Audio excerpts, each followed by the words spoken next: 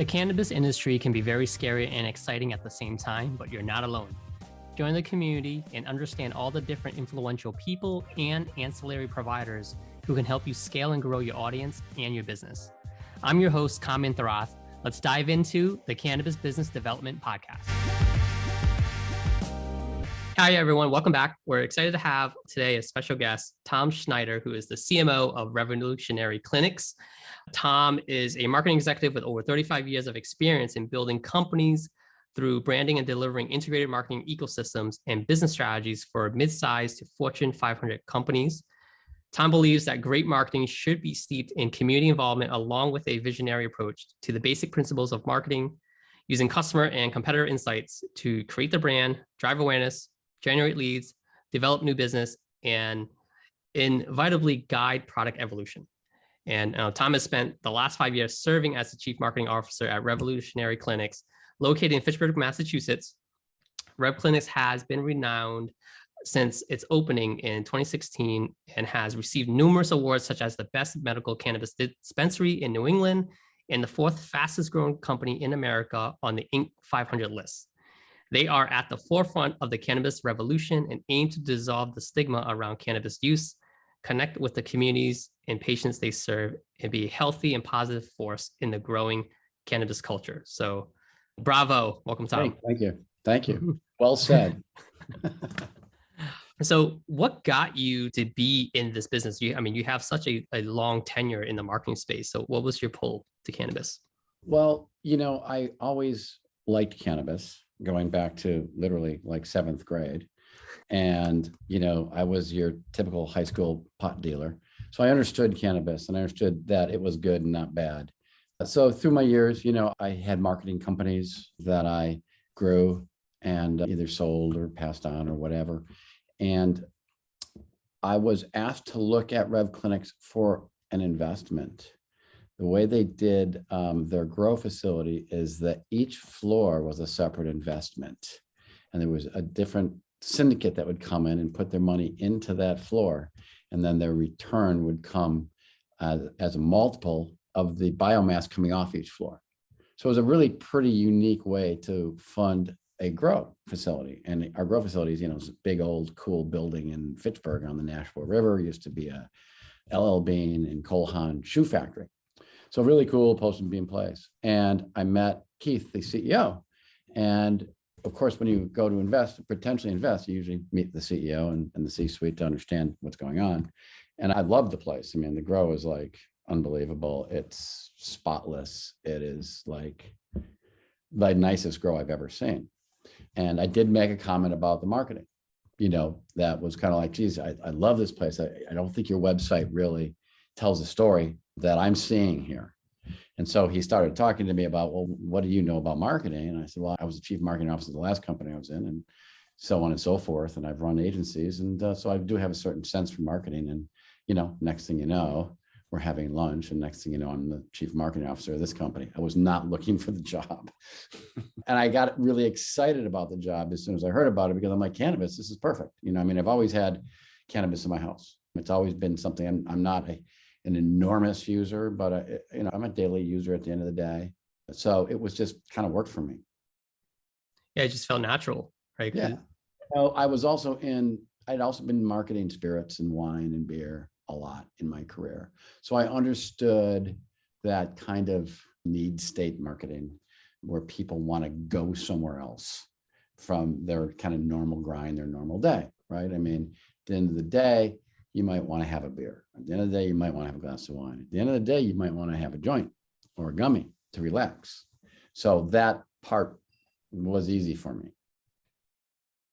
What do you feel is the challenge for a lot of cannabis businesses who are trying to build their awareness in their marketing? Well, at this point, the saturation's starting to take over. When we got in, all you had to do is have a license and a door, and there was a line there waiting for you to open. Now there's, I don't have the exact number, but I'm going to say there's a couple hundred dispensaries in the state, and usage has not increased. So, the last 6 months, cannabis usage in Mass has been flat. However, we've increased by so many different stores as well as grows. So right now, if you're opening a rec dispensary today, there's a good chance at the end of the first day, you're going to look around and say, where was everybody? Where before it was like, oh my God, block the door. They're coming through the windows. So that's really, to me, the saturation of the market is getting to become a real challenge for new people. And so now I drive down, we had one of the first billboards in the state, which really helped put us on the map from an awareness standpoint. And it was a great investment. We actually had 2 billboards on 93 right near our dispensary. Now there's a lot of billboards. So do they impact you anymore? You start getting a little numb, particularly you're out in the Worcester area, right? I mean, that's where you see a lot of billboards. So not only do you have competition for the customer, but you have competition for like eyeballs and awareness and the brand. It's going to be all about the brand, like some are going to last and some aren't going to last. And the ones that are going to last are the people that have cool concepts and brands that speak to people. And let's peel that onion a little bit more. I think you and I have very similar mantras where a lot of folks will say, I want to be the Apple of cannabis. And then everyone says that and I say, well, what does that mean? But what they're trying is to share their story to say, we need our brand to stand out. Everyone else is saying the same thing. So if we were to insert you, Tom, into a brand new dispensary, right? Knowing the saturations, seeing billboards are everywhere, what would be your approach? Well, I feel like the day of opening up a dispensary that kind of just looks like a jewelry store and everybody's gonna come boom, the walls are over.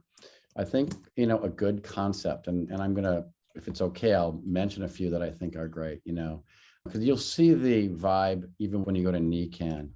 You look at Caroline's Cannabis and, she's got that kind of wood grain feel. It's got a kind of a nice warmth to it. It's attractive. I look at Bud's Goods. Bud's Goods has a very cool interior that feels, I don't really know how to place it, but it's just got a good vibe and a good feel. We focus on our people. So when I advertise, I generally don't advertise our product. I advertise our people and our vibe, because that's what people are actually looking for. They can go to 200 dispensaries and we're all selling the same weed, right? Except for a couple of, instances where somebody might be growing something special and they don't wholesale it out. But basically we all got really great weed and we all have really great gummies and we all have great stuff. So how are you going to attract people? And one of the things I tell folks is that when a person walks through the door, they should feel like they're walking into their favorite restaurant. The old, where everybody knows your name from that old TV series. But I can't do the name. Cheers. Yeah. Like when I walk through the door of, let's say, a restaurant and the host is there and they're like, hey, Tom, good to see you.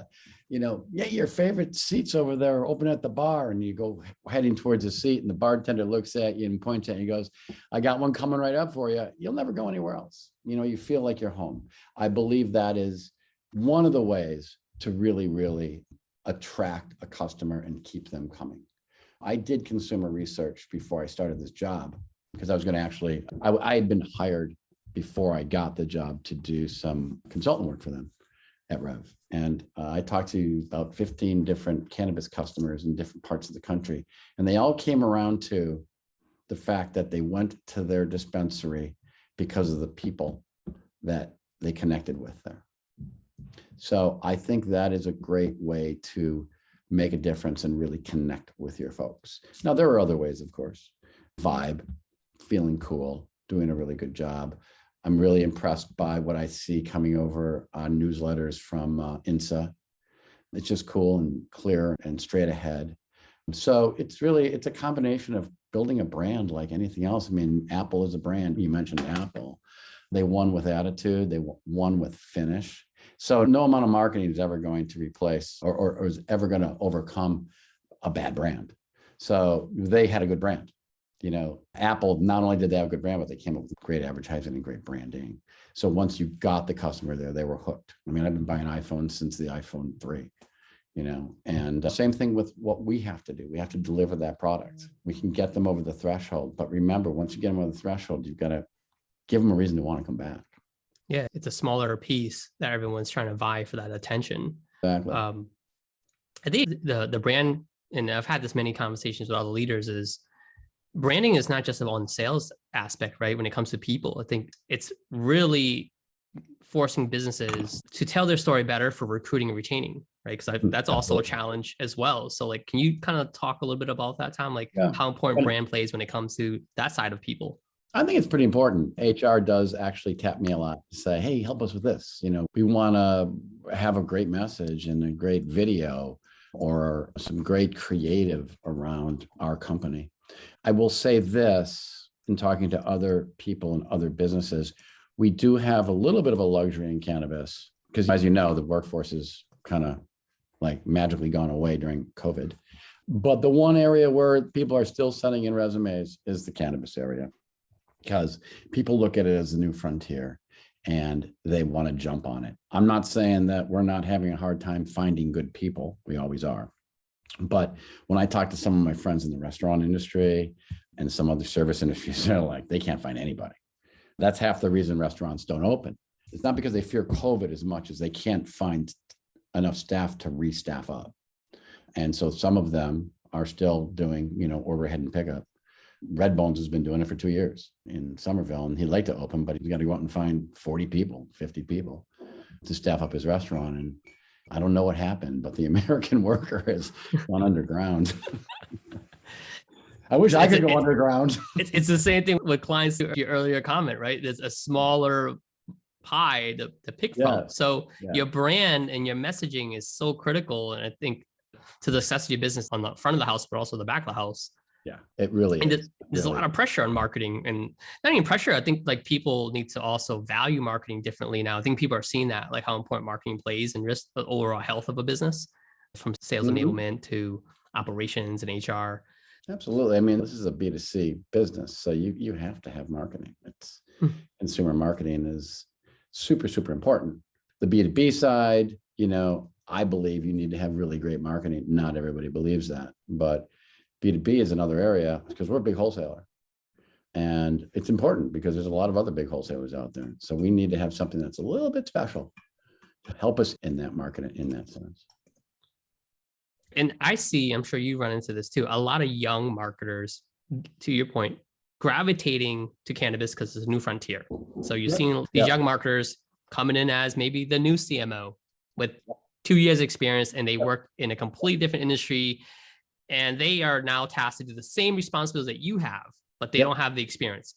What advice would you give that marketer who's like, holy crap, what did I just walk into? It's funny you mentioned that, because since we have a wholesale business, one of the things that we do as well as anybody is we help people get open. Because think about it, you're a young marketer, you're a young owner, and you're going to open a dispensary, which sounded like a really good idea 2 years ago, and now you're ready to go, and you're not quite sure what to do. Not that you don't know what to do, but there's all sorts of unknowns. So we talk to people and help them get open as a wholesale seller, and that's part of our service strategy. So I do talk to a lot of people, and there is a lot of youthful inexperience, but it's still good, because I think particularly in this industry, you can do that.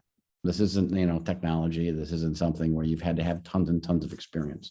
It's a retail play. I would say, listen and get advice. Watch or definitely go to the networking events, meet people, learn. Because when you go to these networking events, you'll meet, number one, all the people in wholesale are there. They're all pretty cool people. You'll find all the top wholesalers in the state, and it's a community, right? It's a fun community. And you go to those nights, get there on time, go to the tables and talk to people and listen. Don't talk, listen. Because a lot of these people have, 3, 4, 5 more years experience than you do. No more than that, though. And I talk to a lot of people in that exact situation, and I hook them up. So don't forget, if you're a marketing person, you don't have to do it all yourself. There's agencies, there's consultants, there's a lot of freelancers out there that really know their shit. And I hook people up with those. It's a funny business. I've never been so cooperative with my competition in my life. Like, I help people get open all day long. So do all of our wholesale guys do. Now, granted, we are selling wholesale, but we also have 3 retail facilities. And it's really a nice community that way, where we're all working together. And if somebody's opening a store, we're in there literally. I mean, Deidre, who's one of our wholesale people, and she's new business, she's literally like, sometimes she's got a towel around her head and she's washing windows and helping, wipe down all the shelving before they get open. Like, this is really a service. But, and then they become best friends. They become friends because we're all kind of in this business together. And we're all kind of up against the fact that we're selling something that's federally illegal, but it's legal here in the state. And we have the 280E issues, and we're all kind of suffering some of the same problems, but we're also there to celebrate and have a good time and start a new industry. Who gets to start a new industry? I mean, I'm so excited that I can start a new industry or be part of starting a new industry. To your point, you mentioned community a few times, and that's really the essence of also this podcast. You asked me this question earlier, like, who's this for? And there's not enough of the community or the interactions. And I really feel like it's rising tides lift all boats, regardless if it's a competitor, because there's this camaraderie because of all the shared challenges and the pain and success. And that's what makes this cannabis community unique. Yeah. I would love to kind of have you unpack a little bit more. What does the cannabis community mean to you, Tom? What I love, and I see these folks, like when I go to a networking event, which I do actually go to quite a few, it's exciting because I see a lot of 20-something and 30-something folks getting as a part of the foundation of this industry. And me having been in the beverage alcohol industry for so long, working with Diageo, which is I don't know what Diageo is worth, but it's, probably verging on $1 trillion at this point. That's Smirnoff and Cuervo and all those brands.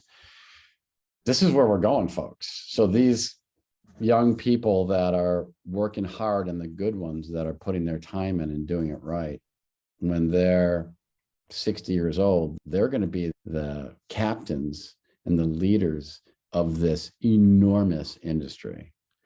And it's all started here in our various states. So the community is just this great amount of energy. And I really like it. I like the people in it. I talk to people all the time. I've been in the business long enough, and I've been in business long enough that a lot of people do call me just to get advice and chat. And I love giving it. I'll stay up all night talking to people. When you say, what does it mean to me? I don't know what it means to me, except it's like my other family. It's my other family. I do get a little sad. There is kind of like different factions, there's people that don't think that multi-state organizations should be allowed and it should all be mom and pops. And I'm more like, there's a whole ecosystem here. I'm also, been in the beer industry. And in the beer industry, we all kind of get along too. Although, when you talk about Miller and Bud, there is some fierce amount of competition, but you get that tier of the big multinationals, right? You get your Miller, your Bud, your Coors, and then you get your middle kind of zone, like your Boston beers and your Sierra Nevadas. And then you get your Trilliums and your Remnants and your, Lord Hobos. It's a well-oiled ecosystem, and everybody has a chance. Brewers have a chance, just like growers have a chance. And I believe it should just be kind of a free ecosystem, and it's going to survive because not everybody wants to drink Budweiser. There's going to be a spot for, everybody. So I love the community.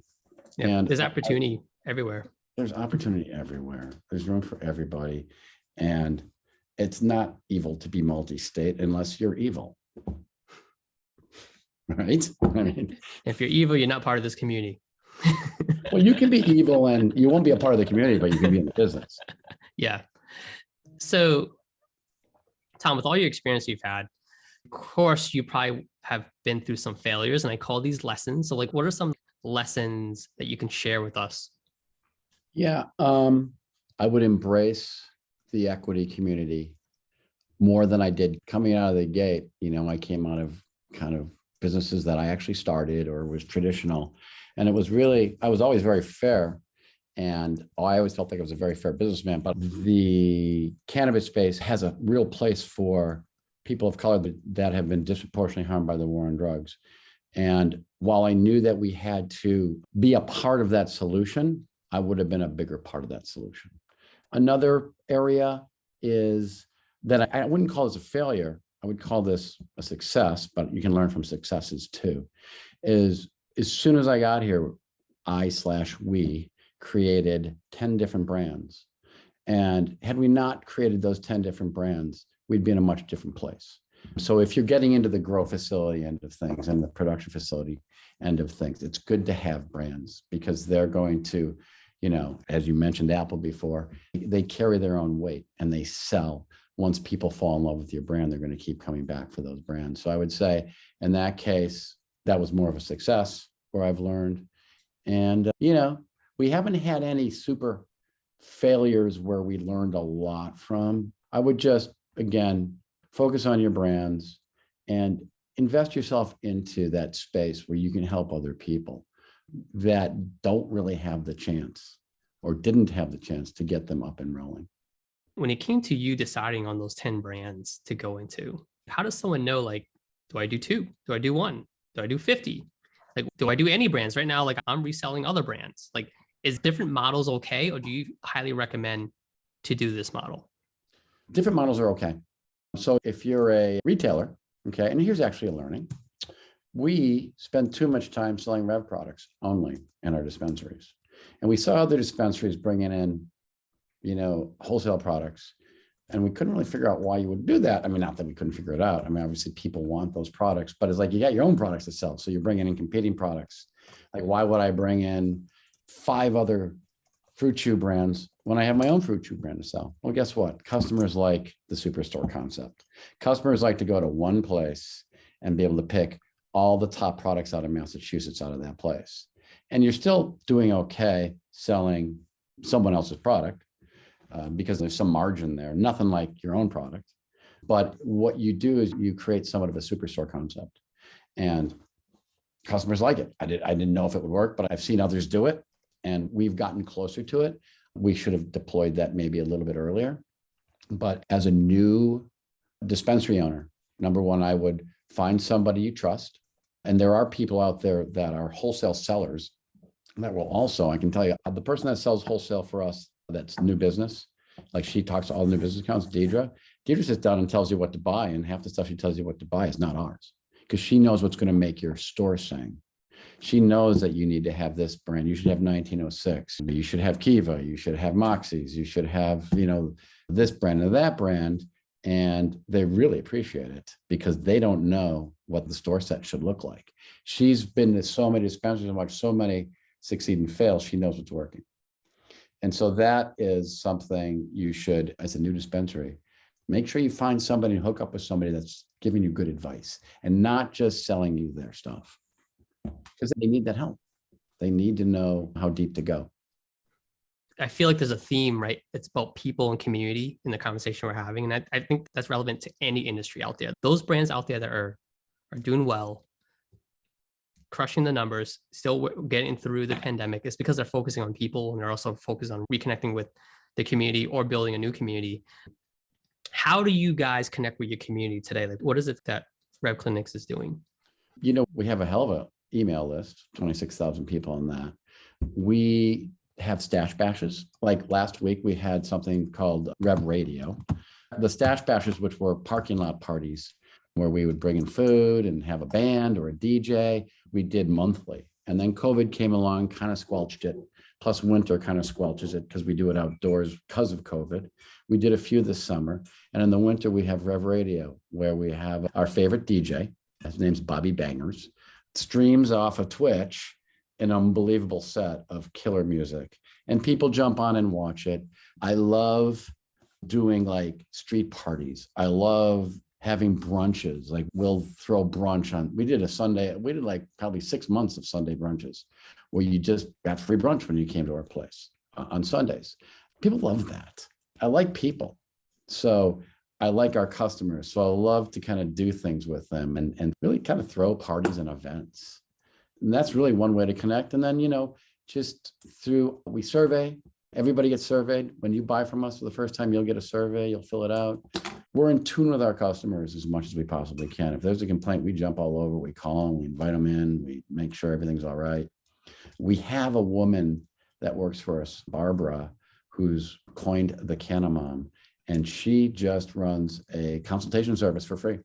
If you're wondering about cannabis and medical cannabis and how cannabis might affect you, or gee, I have this pain, or I have this issue, or I have this anxiety, what would you do?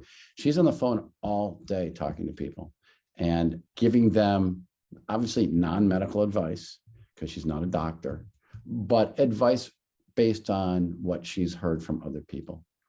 So I would say just being, it's funny, I mentioned Red Bones before, and a very good friend of mine owns Red Bones, and I watched him build that community over there. It's a barbecue restaurant in Somerville. And he had, parties for Bike Week, block parties. He has a homeless coalition he takes care of. He's kind of just a really, really key member of the neighborhood and helps the neighborhood. And that's what I want to be. And that's what we are, actually. We have a neighborhood committee in Somerville, and it's a group of neighbors and local businesses, and they're kind of our board of advisors. And we meet quarterly, and we decide who's going to get the donation for the year. I have $10,000 that I set aside in Somerville, and we split it between a small group of nonprofits, and they're also a great ear for the community and voice to the community. So if there's an issue about like litter, or there was somebody who did this, or they raced out of your, I hear about it, and we care about the community, and I care about the restaurants in our community. We do a lot of promotions that tie them in. Right now we just bought 90 pizzas from a local pizza guy, because I guess National Pizza Day is coming up. So we're going to give away pizza with every order of over a certain amount. But I'll tell you, the pizza guy down the street loves it. Taco Loco on May 5th, we do the same thing every year. We give you the 3 taco plate. We pay for it straight out. They give us the coupons, and hundreds of people go over there and have tacos. For everyone that's listening, I'm telling you, like, Tom is doing it the right way. And it's not rocket science. Your heart has to be there. It has to be pure, but you have to put the effort and work in. It has to be sincere and authentic. And we are always advising our clients too, like, how are you tying to the community? No matter what industry you're in, how are you connecting with people? So sometimes leaders, they need attributions and data all the time, right. Tom. So like, can you track these types of community and like event type of feel good things? Because there's some things you can track, some things you can't track. But I think there's a way you can feel a lift. You could, but I know that it's good. So I'm not going to go through the trouble to actually measure the success of it. It's like having friends, you don't measure that. You just enjoy it. Well said. That's well said. We're coming close here to the end here. It's flying by, but I do want to ask, a productivity question. I think I'm always interested in how someone ticks. So with all the stuff that you're doing, Tom, how do you stay organized? How do you stay focused? It's hard. It's really hard. I've been doing this a lot my whole life, and I am actually more of a creative madcap than I am an organized CMO. So one of the things I do is I make sure when I hire people, they're organized, right? Because my staff tends to be more organized than I am, which is really, really helpful. But, I use various platforms, like I use Monday.com, which is really pretty helpful, because I can lay out my entire marketing plan on Monday.com, and each little section is like a chunk of the plan, right? Like adult use, delivery, and how that's going to work out. And then there might be 25 headings, from retail marketing to wholesale marketing to delivery marketing, and then the subgroups under there. And it's a pretty good platform, because it reminds me every day of what I haven't done yet and keeps me really on track. But again, I hire people. This is another good piece of advice. Hire people that are better than you at the things they're good at. Like, never be afraid to hire somebody who's better than you. A lot of people are. So, if I hire a social media person, they're not necessarily learning from me. I'm actually learning from them, because they're social media experts. And so again, if you feel like you need help because you have so much to do and you need to be organized, make sure the person that you hire is organized, got a little bit of OCD going there, and so then you're a good team, right? You're a great team. It's a little yin and yang. You've got the vision, you've got some great ideas, you've got the teamwork thing, and they're keeping track of everything and what they're being delegated on. Not that I don't keep track of things, but to me, hiring people that are better than you in certain areas is one of the most important things you can ever do. I love it. I live by the same mantra. It's like you surround yourself with people that are smarter than you. Right. And identify your weaknesses, your strengths. You stay in Right. your lane, but there's some overlap. It's a synergy thing. Yeah. No doubt. All right. This has been wonderful, Tom. So I want to give you an opportunity to let us know, like, what are you guys working on right now? So what are you guys up to? So we are opening a Leominster dispensary, which will be adult use. We're expecting Somerville to go adult use pretty soon because the way their system works, we should be up. We've got a partner on doing adult use delivery because right now, you have to be social equity or economic empowerment, and they own 51% of it. But we're interested in getting behind these people and getting this up and running. You're serving, you're bringing value wherever you go. And so on that note, because I know you like to help and serve, if people are looking to connect with you, Tom, what's the best way for them to get a hold of you? T Schneider, SCHNEIDER @revclinics.org. Awesome. Well, thanks a lot for your wisdom today. And we look forward to hopefully having you back on. All right. Well, thank you very much. And I look forward to seeing the show. Thanks for spending your time with us. This podcast is for you. And if you have any topics you'd like to learn more about or suggestions, please email us at podcast@indicativemarketing.com. And don't be a stranger. Connect with me on LinkedIn.